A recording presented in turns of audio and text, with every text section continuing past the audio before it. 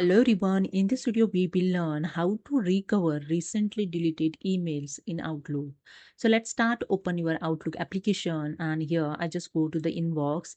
Okay, and I select here the email. So I just select here these three email. Select the first email, then you can press here shortcut key also shift control down arrow to select this email. So I select here the total 4 emails, then right click on the mouse and click on the delete option. Okay, you can press the delete key also. So I just click on the delete. Okay.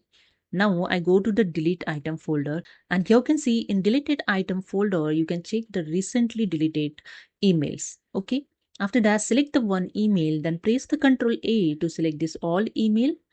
Then right click on the mouse, click on the move and click on the inbox and that's it. So this is a way you can quickly recover recently deleted emails in Outlook. Hope you understood. If you like this, please subscribe. Thank you so much.